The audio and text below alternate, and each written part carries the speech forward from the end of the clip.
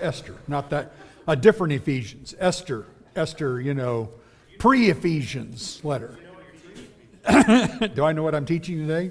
If I do, I'm lucky. That's the way it is. Esther, we will be beginning chapter 5. We've got a little bit to finish up on chapter 4.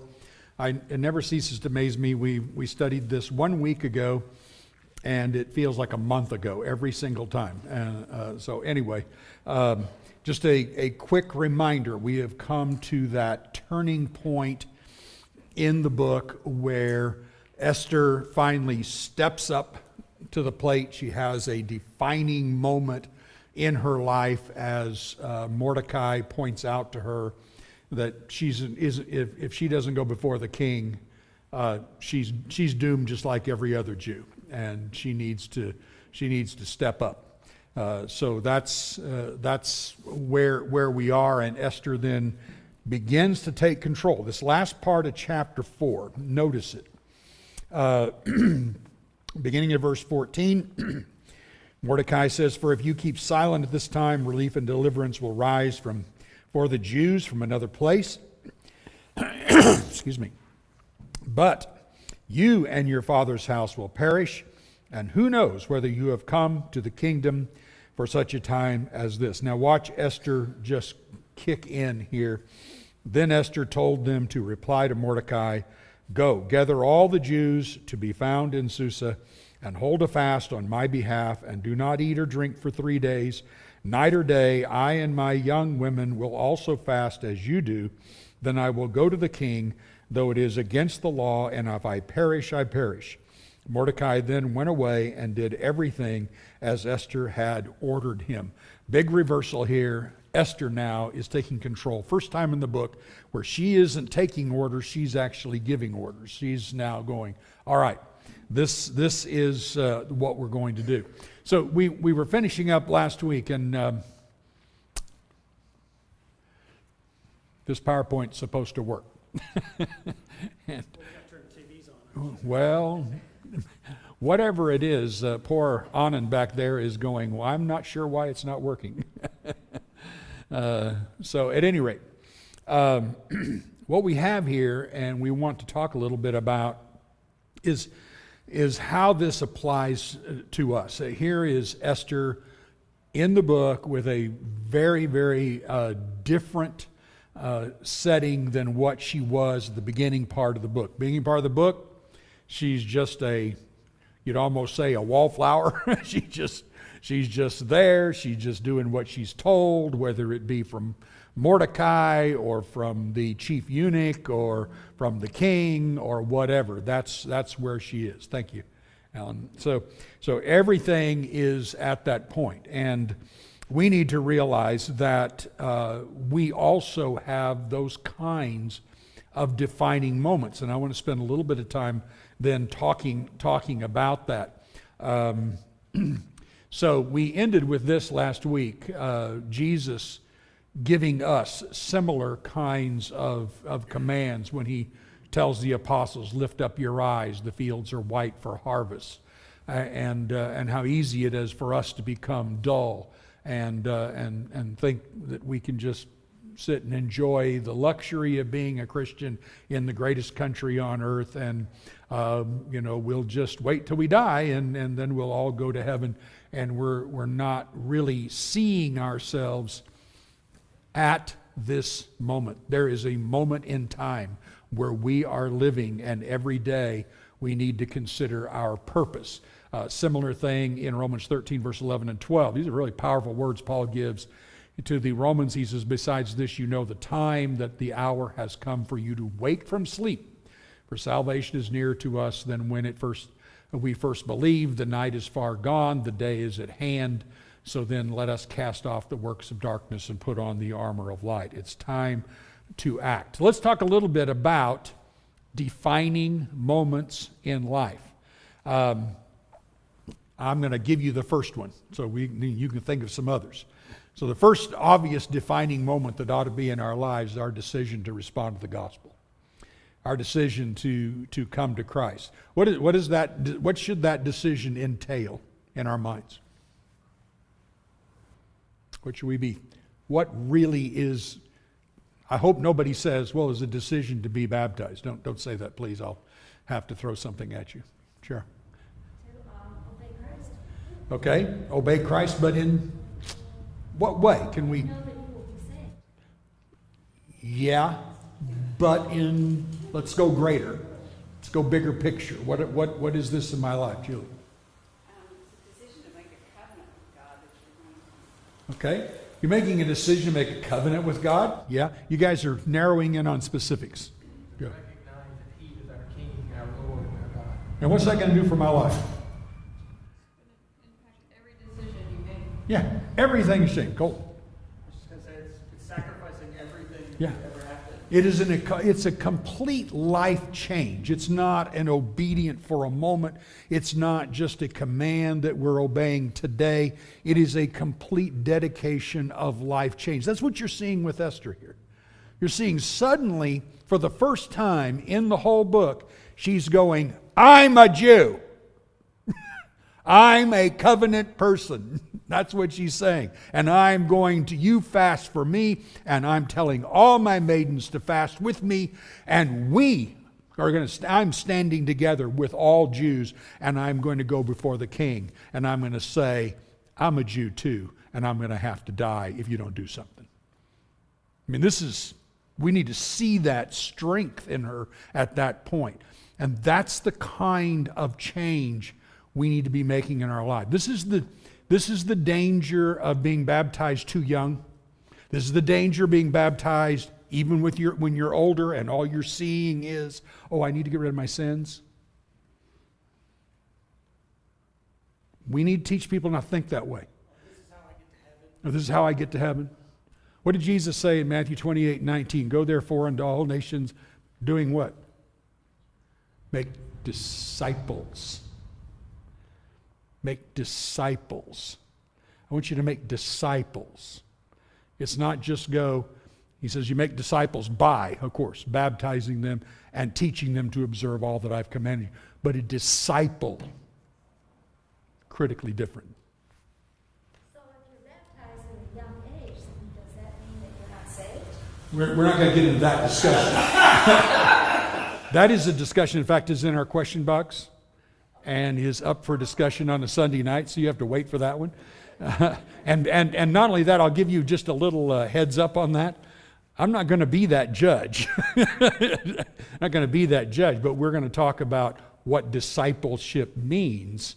And I can tell you this easily. The Bible never has anybody that is a child being baptized. Period. Children were not baptized in the Bible. So at any rate. When the Philippian jailer and his entire household were baptized, do you know all the age shows people in the household? There were no children in that household. Could not have been. How do you know? Because they only baptized men and women. Acts 8:12. The whole city of Samaria baptized men and women. And baptized children. That's a certain argument we should reserve for when we talk. Yeah, we'll talk about that on Sunday night. But I agree with the chip, so I'll be thinking. Yeah, you just go right ahead. I'd love for, if you can prove that children were baptized, then we're going to join the Catholic Church. That's I'm pretty ready for this one. You have no limits now. You can baptize one child. You can baptize any child. Yeah, exactly. All right. I'm fired up tonight. Now watch out. All right, let's get to Esther. So here's this really defining moment. Now, think of other defining moments. What can you think of in your life as far as defining moments? Marriage. Good. Marriage is a major defining moment, and it really is a crossroads moment. It can determine all kinds of things in your life without doubt, and thus the care that has to be. What's another defining moment? Others? Okay, children. Exactly, and obviously that's huge, and it can be a defining moment, obviously, for children and for yourself. There's all kinds of spiritual growth that happens in marriage, that happens with children. There's all kinds of possibilities that go through there. Okay, what else? Pardon? Yeah, there's moments like that. Just the events and trials and things that happen in life. Which way am I going to go? The pressures of life turn me one way or another. If they get too strong, some people go, I've had enough. And I know for whatever reason, you see this in the parable of the sower, right? You have people who, when tribulation and hard times come, they give up on God. And you're going, whoa, whoa, whoa, whoa, whoa. The opposite. Give up everything else and go closer to God. You know, fortunately, that's what you see righteous people doing. They go closer to God. But people who can't stand the trial, as Peter warns about, they'll turn away from God. And that doesn't make a rational bit of sense, does it? There is no sense to that at all. So those are major defining moments. But let's talk about some other things. We collide with little defining moments every day. We collide with these things, and there's little decisions we might not even think about. But some of those little decisions can determine a direction that we may eventually go if we're not careful. We create a defining moment in the lives of others. You've kind of mentioned a little bit about that.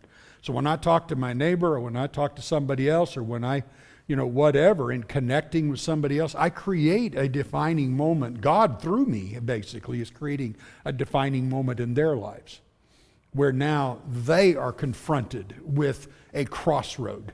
Which way are they going? That's what Mordecai did with Esther, didn't he? I mean, when he responded, he created a defining moment in her life. Which way are you going to go, Esther? So you have to make a decision right now. I'm just laying it out for you. And so it was a great defining moment. And what Esther's decision, can you answer this question? What did Esther's decision do for all the Jews of the diaspora? Save their life. Pardon? Save their life. Yeah. They saved their life, but look at it even further down the road. Overcame their enemies. Yeah, they overcome their enemies, true, but look further down the road. After this generation is dead, another generation rise up, another generation. What's the end result of what Esther does? Christ. Yeah. And what does Acts 2 talk about? Who came to Jerusalem in Acts 2 and the gospel was taught to them? What's Luke say? Jews from every nation under heaven. They wouldn't have existed if it hadn't been for this defining moment of Esther. So that's so significant. Esther may have no idea. She may not have even had enough knowledge of the Bible to realize that what she was doing was making it possible for God then, well, I say making it possible, it would have happened some other way, as I think Mordecai is indicating there. But she is part of doing exactly what God wanted, to preserve a covenant people so that he can bring about his promise to Abraham that in your offspring all nations will be blessed. It's a major, major defining moment for Esther and what she does then for the entire Jewish nation. And, some defining moments come unexpectedly, they pass quickly, but they can have far-reaching circumstances. You think about somebody, just maybe you're in high school, maybe in college or whatever, and you choose to have that one moment where you're going to cheat. Or there's something in your life, you have a moment, I'm going to cheat. Taxes are coming up. I'm going to cheat. I'm going to try to get around something I shouldn't. I'm going to do this or that. And little itty-bitty moments like that become defining moments for your brain and your character and your future and where you're going. That's right. Little things like that. Yeah, that's a great point. Just little decisions that seem for the moment just to be, there's nothing, this is just a moment. And yet, can suck you down into a deep hole. That's why Paul says, flee, run. This is something extremely powerful. And there's these little moments that are like that. And of course, as you mentioned, big defining moments of marriage and career, etc. Maybe that should help us to not despise the little things, those tiny moments we have. Yeah. Impact the go a long way. That's exactly right. Look at those little decisions that come up. Think about its future. My son and one of my sons and I, which I do with all my sons, when we start talking, I start throwing out long-term, how decisions affect long-term. I was talking about that with one of my sons, and I'm just pointing out to him, you got to think about your great-great-grandchildren. How you live right now is to determine whether or not hundreds of people who come out of your loins will go to heaven, will be saved. And I've told this many times. Some guy, I don't even know his name except it was Kercheville, became a Christian in 1860. And thousands upon thousands upon thousands of people since that time have become Christians because that one man lived the way he should and passed it on to his children. He passed it on to his children, etc. for the last 180 years. One man made that difference. You make that difference. And we compromise and we think, oh, no, it's just me. It's just my decisions. It's just little things. It's not going to affect anybody else. It's going to affect everybody else. I'm dealing with family right now.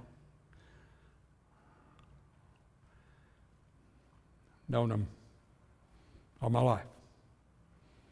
He made those poor decisions in defining moments.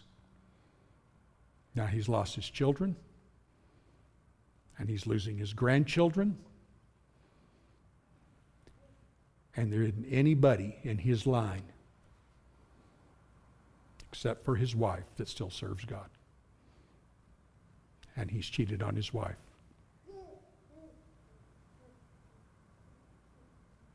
All those kids may very well lose their souls because of his decision to compromise. And by the way, the compromise wasn't we don't go to church. The compromise was, we'll never miss church for the ball game, but the ball game is everything. It's our passion. And every kid left the Lord as they left the home. Because it wasn't in the home. It was in a building. That isn't Christianity. Defining moments. This is so powerful. I hope you get the impact of how this happens. All of history is changed for what Esther does right there. Too cool. Just great. And we need to always think about that. All right. Take the next step. I want you to notice this. So in Esther here, I want you to make a comparison, and you just notice a few things just in Esther chapter 4 here. Let's see, is this? Yeah, Esther chapter 4, you see Mordecai, he tore his clothes, he put on sackcloth and ashes, he went in the midst of the city, he cried out with a loud and bitter cry.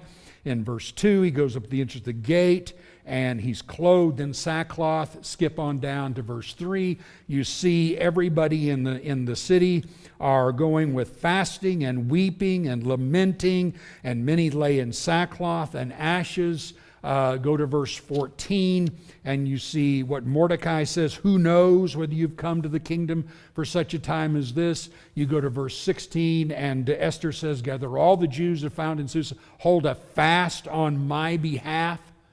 Okay, you see all of those things. Now I want you to compare Joel 2, verse 12 through 17. Go over to Joel.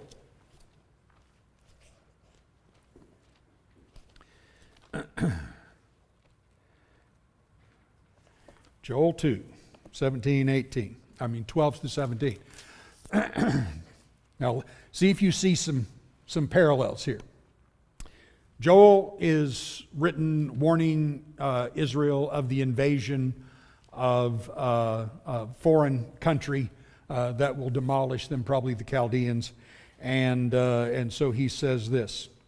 This is he's talking about destruction all the way down this, God's punishment coming.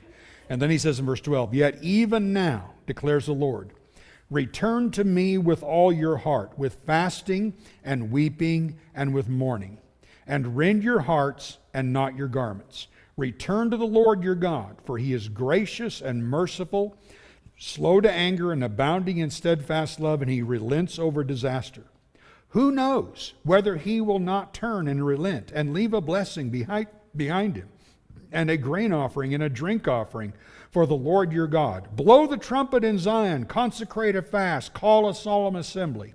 Gather the people, consecrate the congregation, assemble the elders, gather the children, even nursing infants. Let the bridegroom leave his room and the bride her chamber.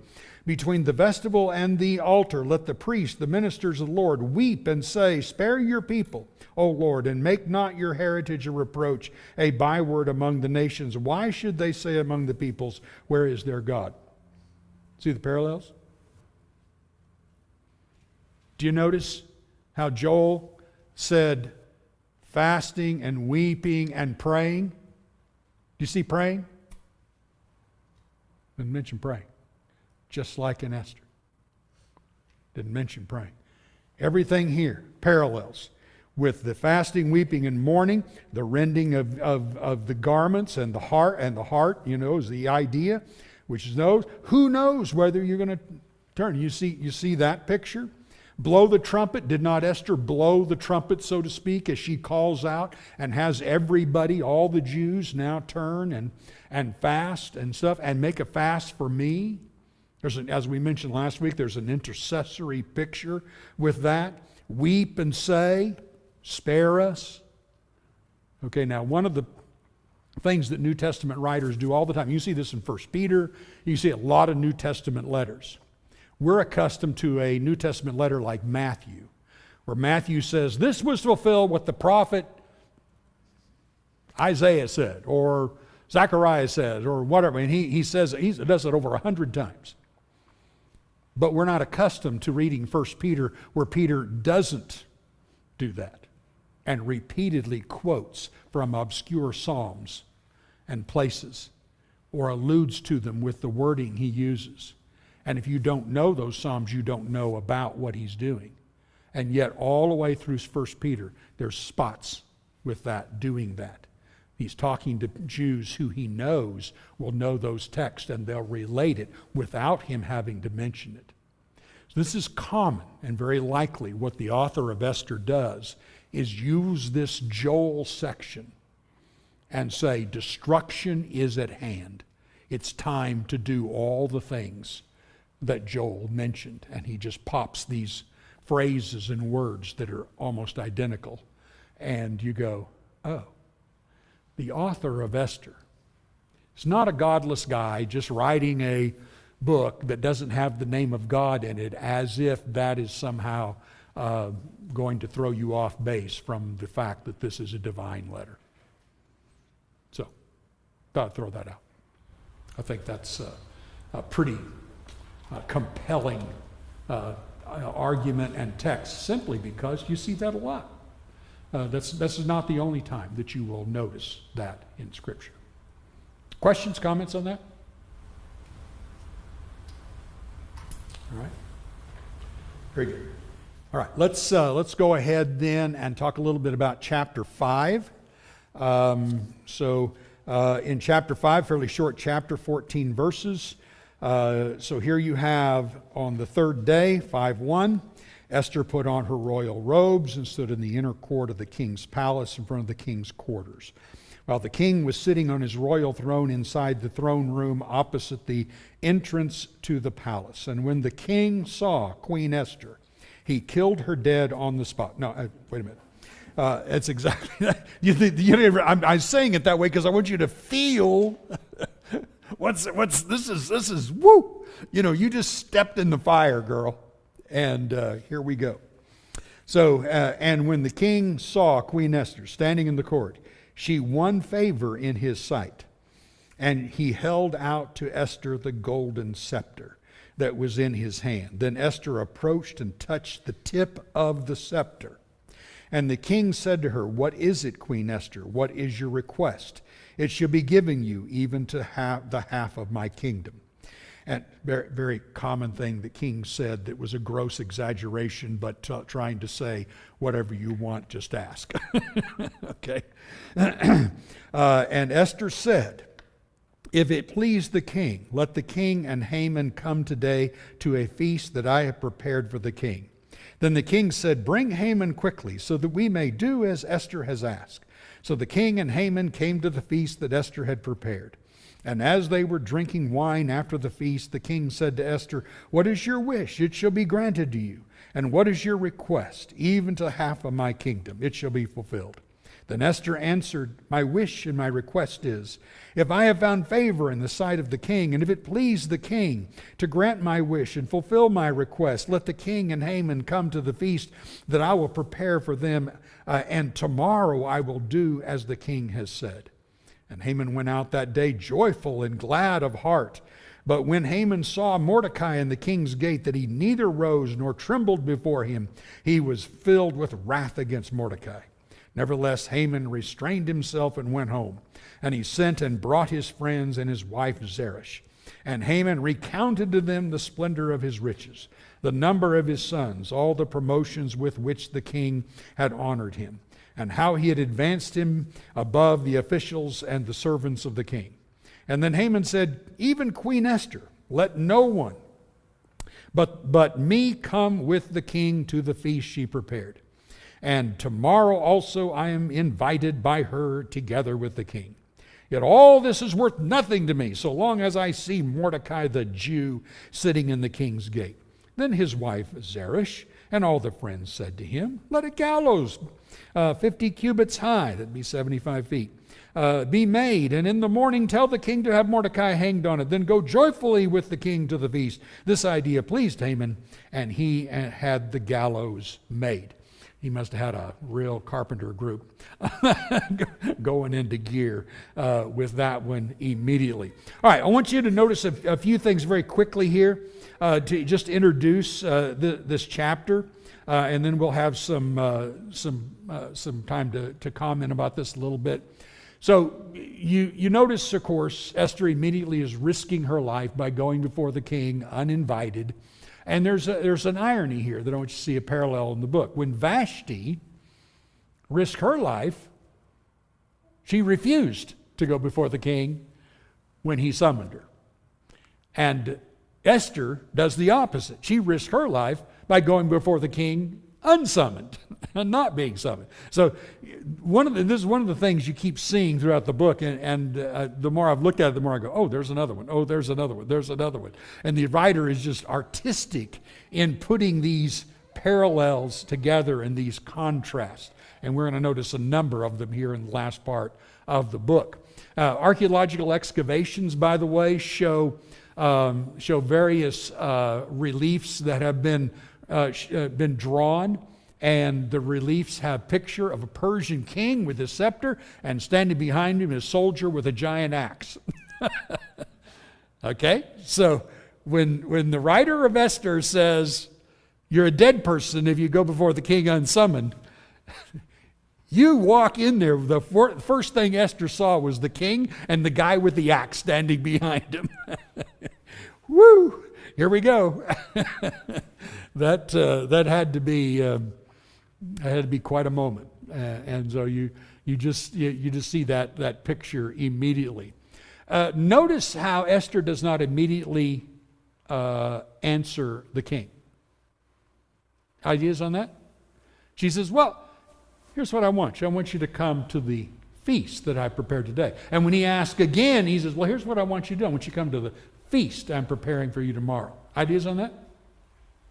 Well, he had to have a sleepless night so he could. Only God knew that one. That's right, Danny. Well, this king has a habit of making some rash decisions at a feast. Yeah. Good point. This king has a habit of snap decisions and rash decisions, things like this. So, what does a king of Persia love to do? He loves to drink. He loves feasts. They've had many of them, mentioned 24 times in this book. I only read this as Esther still kind of building up her courage to get all the way to that final moment. Building up her courage, maybe. I just feel like she's there now, but who knows? Do you remember when Herodias' daughter danced before Herod, and Herod said the same thing? What do you want? Boom! She had an answer right now. John the Baptist had. Esther takes this a little slower, and let's have a feast. Oh man! And I want Haman to be there. Danny. It's interesting that the things said in that instance are the same things that are said here as far as, Exactly. it said up to half of my kingdom. Yeah. So that's a real commitment that he can't go back. That's exactly right. It's a commitment he's not going to go back on, and especially as the king. That's what they're doing. My sense is that Esther understood the principle that if you want someone to really be bought in, you need to make them think it's their idea. Good idea. And so I think this plan she has at her banquet is to educate him. She doesn't blurt out, here's the problem, there's a decree against my people, without having some sense or sympathy for it. It reminds me of when David was confronted. He wasn't immediately told Like Nathan, yeah. by Nathan Yeah. what he did. He told the story, Excellent parallel. and he made the commitment. His emotional response was that man needs to be punished, and then of course that's the way God would command. So I think Esther's using a very similar Good. tactic. Really sucks him in, doesn't she? She Get him on brings the him same in. side and say, okay, now let's talk about who it is. And Chip brings up a really important point here. Whose fault really is this? Well, the kings. The king's fault. Whose fault is it that all the Jews are going to be killed in the edict? Now, the king doesn't know it's the Jews, but the dum-dum has just abdicated his throne to this prime minister that he'd chosen and just went, here, stamp whatever. You want to kill a bunch of people? Well, just go right ahead. And he pays no attention. So if Esther comes in, can you imagine the wrong, and this is what's great about what Chip is saying, you can imagine the wrong way of approaching this? What do you want, Queen Esther? I'll give it to you up half my kingdom. Well, first off, you numbskull, you signed something away to kill me. Now, that wouldn't have maybe gone over real well with the king. So instead, she never accuses him. She accuses the planner. And she could have said a lot. It's also worth remembering that the king hasn't seen her in 30 days. So, this is kind of another way of just, instead of just walking in there and saying, Sure. oh, this mistake that you made, can we undo it? And also knowing that in Persia, once a king signed a law, it Done. couldn't be changed. That's right. It was against the law for that to happen. And so, for someone who hasn't seen you in 30 days to just walk in and say, hey, can we do something illegal? That's kind of a big thing. So I think Yeah. these two feasts are kind of a way to Yeah. not necessarily butter them up, but very much like, hey, let's Yeah. kind of... Let's get to know each other again. Let's go back to what we used to be, and Yeah. we can talk By the way, you bring something in. How is Esther dressed? Oh, she came in duded up, man. She's got her royal robes on. She's just spotless. And it'd be hard for the king not to look out there and go, whew, I remember why I liked her. This is really good, Jerry. My first thought is definitely, oh, what are you on? But I think a better way of saying is she's positioning herself. Yeah. Because Haman's there. Like, Right. why invite Haman? Well, we know why, how she gets to it. Right. Chapter 7, how she positions the questions. What is it you want? Well, this is what's happening. And he's Good. here. Good. You point something out very important. She's really careful here. She's planned this carefully. This is not snap decision. She knows exactly what she's doing. This is we didn't know anything about this woman up to this chapter. We just look cute, go to the king. That's all we're learning about her. Now all of a sudden we realize this is a smart woman. She's no dummy. And she is placing herself so that she maintains control of the situation. It's a really, really smart deal here. Okay, so that's I think a very important thing. And now look at this. Esther now has the two most powerful men in the empire responding to her request. How's that compared to chapter 1? What was the decrees that went out in chapter 1? Cheryl wouldn't obey. That's right. We put out a decree that every woman has to obey her husband. No ifs, ands, or buts. And she better not speak any of her language but her husband's language.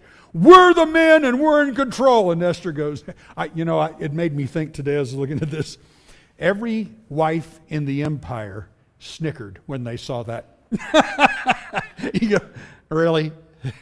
You have no idea how much a woman has power in her own house. She has tremendous influence. And every woman in the empire got a thought, yeah, right. Right. Am I wrong, Mara? Think that, that's okay. No. I imagine the women be like, well, they think it. Yeah, that's right. They think that. Let them think it. What Jerry was saying, I think it was a power play. She needed to show that she had more position to turn the king's head than Haman did. Because Haman, she hasn't seen the king in 30 days. Haman's with him all the time. Yeah. So she's got to reintroduce herself. That's exactly right. Good point. Very good. All right, and then you notice this delay. She delays, but what does that do? That creates a heightened suspense. Just imagine the king and Haman going, "Ooh, what does she have in mind? This is really kind of fun." And we go to the first feast and ask again, and she goes, one more day. You got to come to one more feast before I tell you. Oh, man, does she have Haman dangling by a thread? Oh, man, she has got that guy right where she wants him. He goes home and goes, I'm the man, here I am. Tells his wife and all his friends, I'm the guy, man, I'm the only one going to the feast with the king and the queen. That's me. If we can just do something about Mordecai, I got the world by the tail. And Esther's going, that's exactly what I want you to think. Cool, isn't it? Just that whole, and of course, as a story, it heightens the suspense that we have as we would be if we were reading it the first time. We're going, whoa, what is she going to do? How is she going to handle this? So it's really cool. So then, of course, Haman's pride is sky high, and the only thing keeping him from enjoying the position is that Jew Mordecai. Imagine him walking out of the palace, man, he's just like, woohoo, and there's Mordecai going, whatever. I doubt he did that. But, Mordecai's just, no bow, no tremble, no anything, and Haman just going, and so the wife and the friends say, simple. If you are that powerful, get him killed in the morning, you'll go to the feast, no big deal. You'll have this down pat. So really, really neat. So Haman then, go ahead. I can't help but think of Jezebel. Yes. Because Jezebel, Ahab always complained about Naboth owning this vineyard, and then Ahab didn't have a vineyard. He cried about it all the time. And so Jezebel said, just kill him. And Ahab did. So this was the solution that was proposed by Naboth. Yeah. So life means Zippo to these kinds of rulers. And so really, really powerful. So Haman takes the advice of who? His wife. There's another irony in the story. The men are going to make the decisions around here. And he listens to his wife, which makes it even worse and more ironic. Now, both the king and Haman are being controlled by a woman.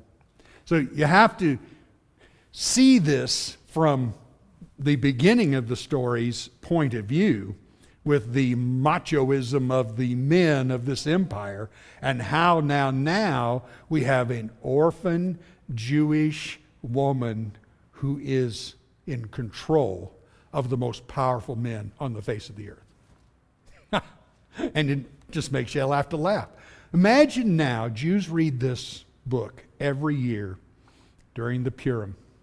Imagine them, somebody stands up in the group where they're at, and imagine as they're reading this book, how many times Jewish men and women who are listening to the story start laughing.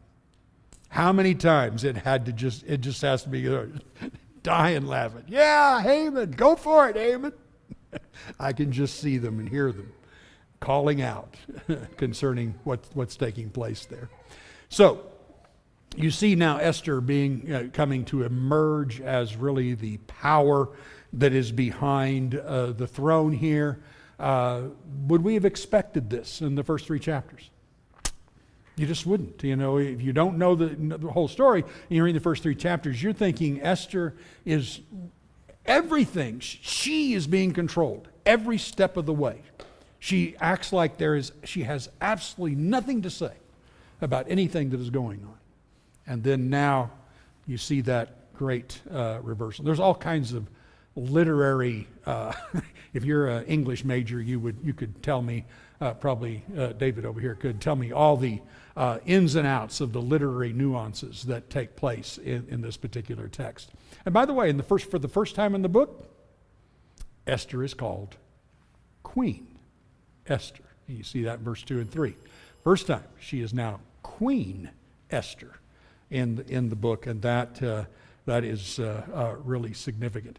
Got about 2 minutes here. Let me notice something with you about the 3rd day. Esther, fasting, all this, and goes into the king on the 3rd day. Now that is a thematic in the Bible. You see it a lot in the Jewish Midrash. Midrash identifies the importance of the 3rd day in all Hebrew writings. We know that. We know there's lots of 3rd day significance. It is Abraham who takes Isaac to offer a sacrifice of Isaac. And how long does it take him to get there to offer the sacrifice? It is on the 3rd day. And God does what? Stops his hand and saves him, saves Isaac. It's a salvation day. You see it again with Jacob in Genesis 31, verse 22, as you see Jacob on the 3rd day, and he's being confronted by Esau and by Laban and all of this, and God then giving him salvation on that day. Jonah, obviously, is 3 days, 3 nights in the belly of the fish. On the 3rd day, he is granted salvation. Hosea 6:2, the people are saying who are in sin, on the 3rd day, God will restore us. On the 3rd day, God will bring us life. So they specify that particular day. And then Esther is granted life on the 3rd day when she came before the king, which foreshadows all the Jews' deliverance. If the king had said, you're dead, all the Jews are dead. If the king says you live, all the Jews live. That's a foreshadowing of that very thing. And then, of course, Jesus was raised on the 3rd day, giving life to the world. 3rd day picture in Esther. You're seeing all kinds of things that indicate to us the inspiration of this book, though in the beginning we're wondering, though in the beginning we're thinking there's no name of God here, anything else, and yet God is seen again over and over again throughout the whole book. All right? Very good. Take a look now for chapter 6 next week, and we will go for that. Thank you very much.